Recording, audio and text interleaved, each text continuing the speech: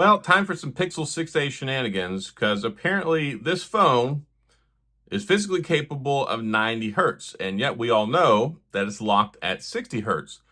I don't think it's that big of a deal, and it's not surprising to me to find this out. Why? Because a lot of the panels that are made nowadays. So, what's going to restrict a phone typically from having a higher refresh rate is the capability of the display, the screen, to actually work at that refresh rate. It's like if you go down to the Best Buy and you go get a monitor, most of them are going to be locked to 60 or 75 hertz. That's just kind of how it works. It costs more money to get a higher quality panel with a faster refresh rate. And that's all the rage lately. So it only makes sense that a lot of the manufacturers now might make a one size fits all and just go ahead and manufacture it to a standard, let's say 120 hertz or 90 hertz, whatever you want to call it. And then it's controlled by the software on the phone. So when I saw this, it didn't really surprise me. And it also doesn't surprise me that Google has it locked to that. I mean, if you want to believe the other rumors, there's a latent ability inside of the Pixel 6 Pro to be able to support Face Unlock. Yet we don't have that. It is a design choice that Google has decided to go with, and they want to stratify their phones, meaning they want to separate them by hierarchy. That's when you look at the iPhone SE 2020 and the iPhone SE 2022, it's a 60 hertz refresh rate. When you look at the iPhone 13, it's a 60 hertz refresh rate. That panel may also be capable of 90 hertz or 120 hertz, but that doesn't mean Apple's going to unlock it and let it run at that because they want you to pay more for the bigger, better phone.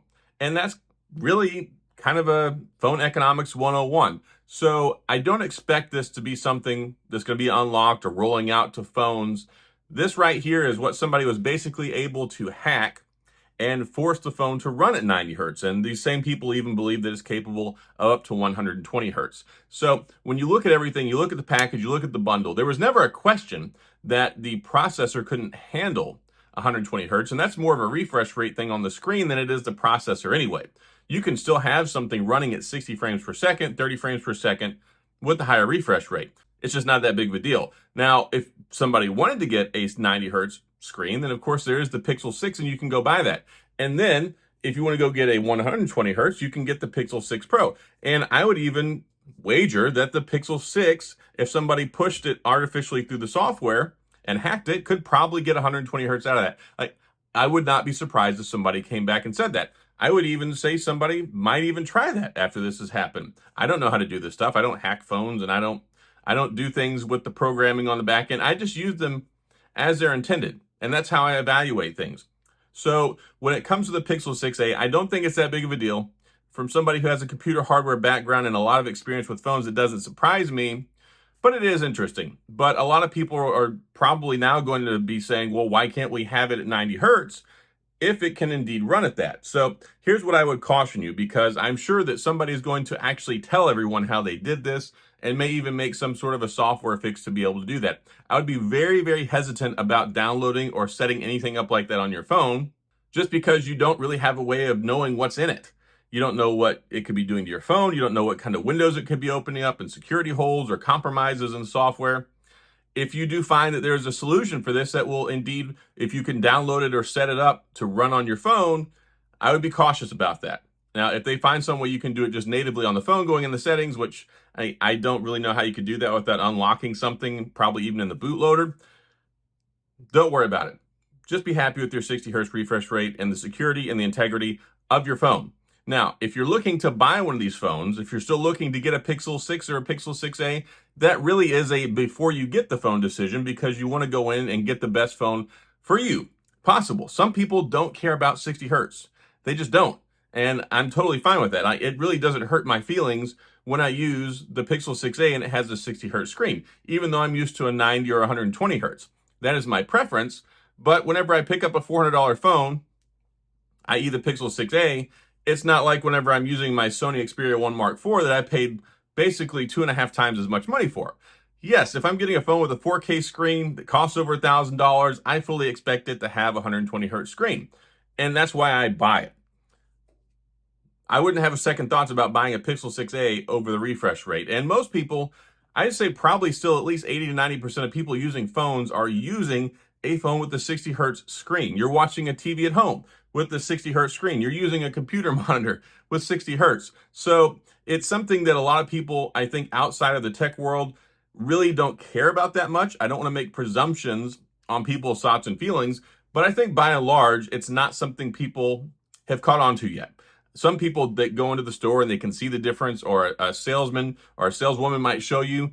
Yes, you might can see that there in person, and then that might convince you to make that decision, because I think it's noticeable and I think that it's nice. Even I've showed my wife before and she's like, ooh, I like that whole smooth scrolling thing. She was happy when I upgraded her phone from the iPhone 12 Pro Max to the 13 Pro Max so she could get the ProMotion display.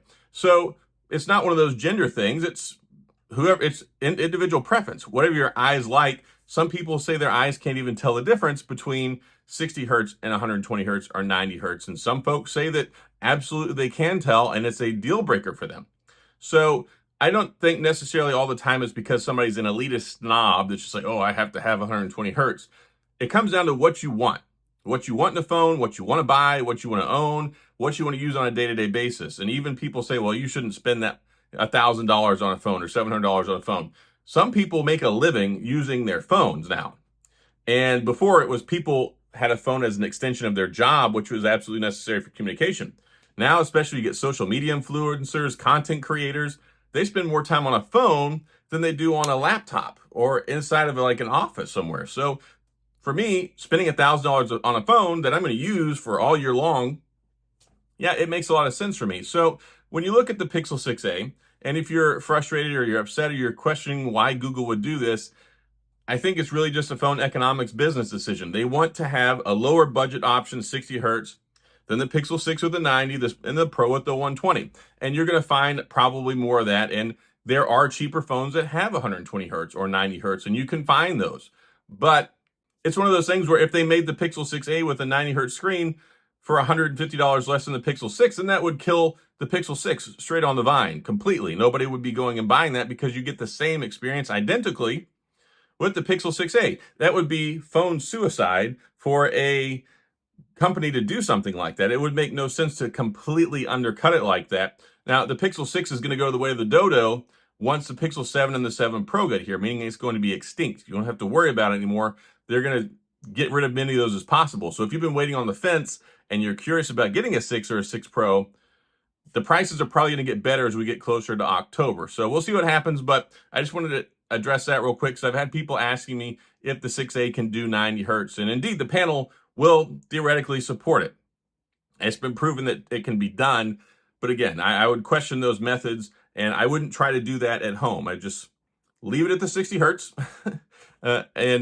Yeah, no, don't worry about that too much, especially if it involves, if they do come up with a fix or a solution for this that lets other people do it, not Google, I mean the individuals who have done this 90 hertz experiment, I would be very wary and cautious of that, just because of you don't want to be downloading anything from unknown, unapproved sources onto your phone. It's never a good thing. So that's all I've got. If you have any questions or comments, please go down in the comment section. I'll get back with you. If you enjoyed the video, please hit the like and the subscribe button and the little notification bell if you want updates when new videos come out. And as always, thanks for being here. I appreciate you watching, and I'll see you guys next time.